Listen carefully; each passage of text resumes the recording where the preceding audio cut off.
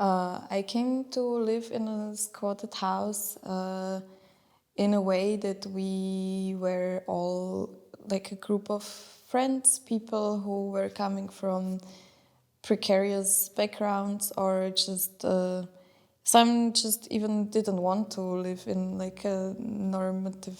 flat sharing or like flat renting situation. For me, the life in that place was actually the first time when I was not living with my parents, because I was very young at the time, and it was a complete change from this experience of living in a normative nuclear family to this kind of family of choice where all these roles and mutual aid and like the principles of solidarity were basically the ground rules of what we based it on. The building where we were living was not squatted in a way that we would occupy a place that was completely empty. It was an office building where we were kind of paying for a tiny amount of money for the electricity costs, but it was never supposed to be a place where we should have lived.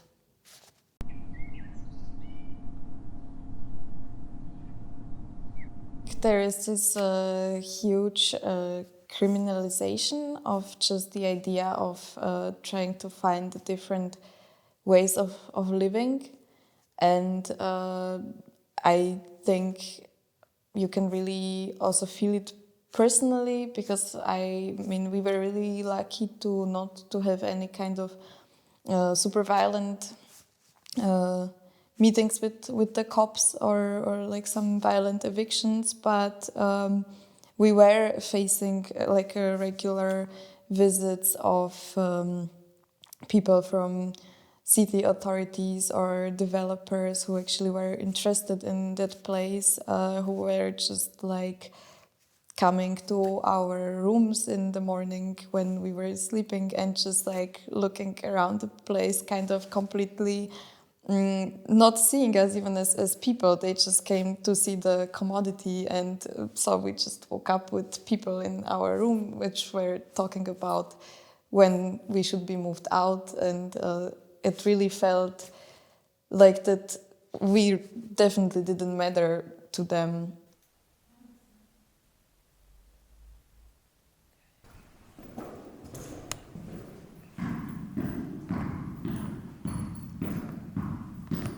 To make it somehow livable, we had to also do some kind of bigger changes because, as I said, that it was an office building with small spaces which were basically empty. We needed to put a lot of care and love into that place, and one of the aspects where we also really collectively invested was that we all chipped in and got ourselves a little shower, because that was not there at all, and then we just needed to like secretly install it in the night so that it doesn't seem so obvious that we are living there. This form of housing or living together actually makes sense or is in some way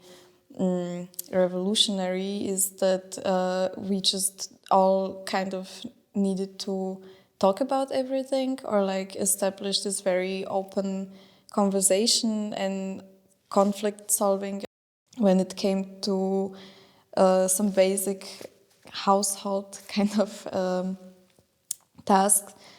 we were all very equal in this because our interest was to have a nicely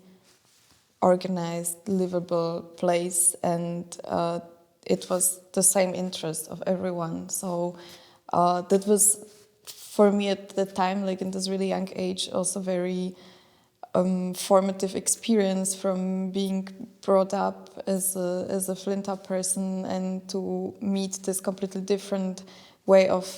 household organizing, where the gender roles doesn't matter, because what matters is like what we want from the place and how we want to live together. We were also like at the time saying it to each other a lot, this one sentence that money is never a problem, even though we were all extremely poor, but based on this notion that it's not a question if someone has a bit more money and someone a bit less. We just share everything because like that was what we believed in. I mean, living in the community has, I would say, as everything, its ups and downs, and there is definitely, for me, it requires a lot of discipline in some way, because you are not just responsible for yourself, but for the whole group of people, and that means for me also some dedication, not just to the place, but also to this kind of different way of living together, with all its advantages and disadvantages. It is the only way how to live sustainably in the system that we live in, and with like everything that's happening